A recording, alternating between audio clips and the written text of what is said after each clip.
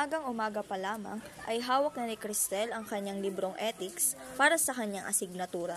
Tahimik siyang nagbabasa sa kanyang kwarto, ngunit mahirap pagtuunan dahil sa malalakas na sigawan at murahan mula sa sala.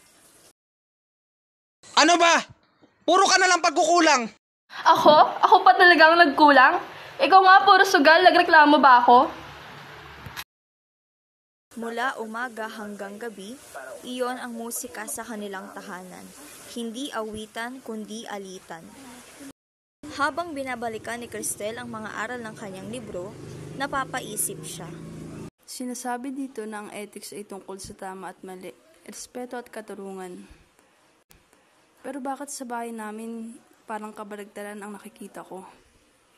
Napahinto siya at napaluha. Hindi dahil hindi niya naintindihan ang binabasa, kundi dahil hiramdam niyang sa sariling pamilya niya unang dapat makita ang etika, ang respeto, pakikinig at malasakit. Kinagabihan, habang kumakain, hindi na siya nakatiis. Lumapit siya sa kanyang mga magulang. Mama, Papa, araw-araw kayo nagtatalo. Nahihirapan na po kaming mga anak ninyo. Lagi niyong sinasabi na mahalaga ang respeto.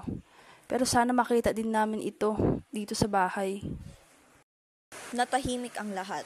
Parang biglang nabasag ang matinding ingay ng kanilang murahan.